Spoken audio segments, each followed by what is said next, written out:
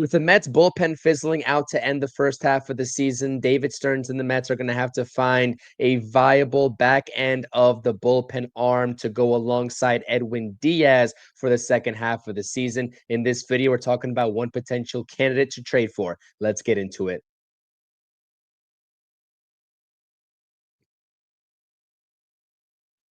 All right, Mets fans, it's your boy CP. Welcome back to the channel, fresh off of a sweep, or I should say, getting swept in a doubleheader against the Baltimore Orioles in Baltimore, where the bullpen faltered in the first game. The New York Mets are approaching the deadline. We haven't gotten to the All-Star break just yet, but we are talking MLB trade deadline as this Mets team has a lot of holes to fill. Before we talk about this one candidate to headline the back end of the bullpen in a hypothetical trade, please do smash those thumbs up buttons, subscribe to the channel, and comment your thoughts and opinions down below about this particular name. And his name is Felix Bautista.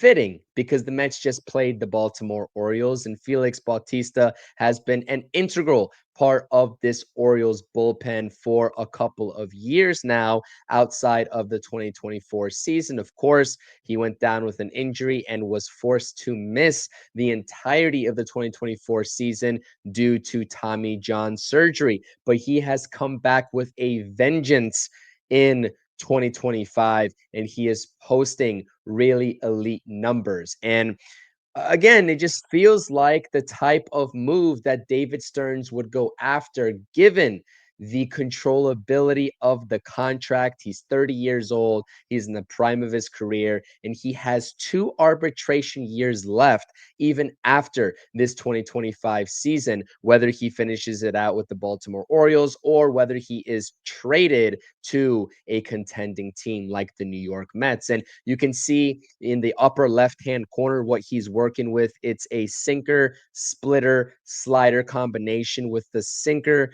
being the predominant pitch of Felix Bautista's arsenal, just around 97 miles per hour. He's a flamethrower, can definitely get that up to 98 to 99 if he really wanted to. And we've seen Felix Bautista out on the mound in this past series, throwing 2 scoreless innings against the New York Mets over the past couple of days. And again, this is a name that can thoroughly help this bullpen out in the second half. And we just saw a game where Ryan Stanek blew the lead in the first game of the doubleheader, walked 4 batters, and Ryan Stanek is pitching to the tune of a 4.55 ERA. And Carlos Mendoza and this Mets organization keep on trotting him out as the setup guy before Edwin Diaz, and it has not worked so far. And at this point, given all the injuries with the bullpen that's accumulated this season, not to mention a couple of names, Danny Young, AJ Minter, to name a few, and also the guy that everyone thought was going to come back and potentially be that setup candidate in Daniel Nunez, hypothetically going down with a season-ending injury. I think the last thing that I heard about Daniel Nunez is that they're having a second opinion done about his injury, but it looks like it could be a season-ending injury as well, alongside AJ Minter. The back end of this bullpen has taken a major hit. Jose Butto, also, who has been a staple of this bullpen for the past few seasons, is also down with an illness, and we likely won't see him back until after the All-Star break, and we won't know what version of Jose Butto we're going to get. And all of these questions are looming about the bullpen. And again, there needs to be an impactful move made here, but you can tell and you can look at the numbers that he's posted even before 2023, but let's just say the past couple of seasons alone that we are able to see out of Felix Bautista, 2023 and 2025, the first half, really good numbers. 2023, he was an AL All-Star with the Baltimore Orioles, pitching 61 innings total with a 1.48 ERA, 1.88 in the FIP category, that's your expected stats, and a .92 walks and hits per innings pitched. Both of these seasons, and again, he's having a really good season in 2025 to start the first half of this year's campaign. 32 and 2/3 innings, 2.48 in the ERA category, 1.07 walks and hits per innings pitched, and the strikeout rate is also just years above league average. I mean, he knows how to put hitters away. That is the least of his problems. But the majority of Felix Bautista's problems come with the command issues.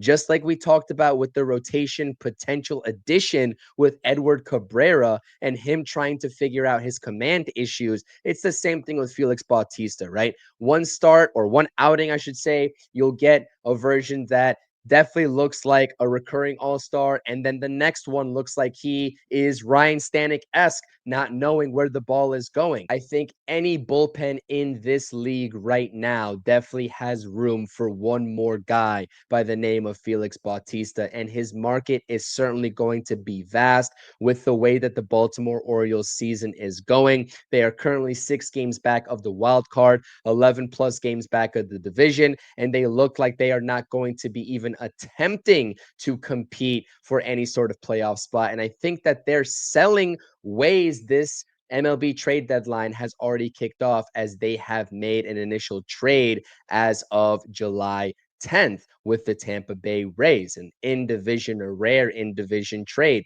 But again, like I said, the vast majority of Felix Bautista's problems has stemmed from his command. As you can look at the walk rate highlighted in red, going from 11%, which is still well above league average, even skyrocketing. Even given the 2.48 ERA, he's up to 15.2% in the walk rate, and that's just simply not sustainable. So that is the one red flag with Felix Bautista if the Mets were to go after him. But again, when you get pitchers of this caliber, of Edward Cabrera's caliber, even when they have the stuff, the pitching lab hypothetically should be able to fix them. And a guy that has the ability to put away hitters at a very high rate, you're talking about a strikeout percentage that is down this season compared to his all-star season, but is still well above league average at 36.4%. This guy has absolute talent, and he could be a mainstay in this bullpen, the back end of the bullpen, for years to come. Like I mentioned, he has 2 more arbitration years left. So Mets fans, I guess the question is that there's going to be a lot of bullpen arms available. I'm sure I'll make videos between now and when the MLB trade deadline actually happens about more bullpen arms. I'm not even mentioning the likes of Aroldis Chapman, who's having a fantastic season so far this season, or Pete Fairbanks from the Tampa Bay Rays as options, among other options. But so while there is definitely a plethora of options on the bullpen market upcoming for the New York Mets to choose from, Felix Bautista definitely caught my eye as he shined against the New York Mets this past series, and he's got absolute electric stuff, as is shown on his Savant page. Again, probably the third time that I'll say this on this podcast. Everybody knows that the command issues are a problem with Felix Bautista. But right now, when you look at the Mets bullpen, how taxed they are with the injuries, I do understand Brooks Raley is going to be coming back, but Ryan Stanek simply cannot be trusted. And he showed that by blowing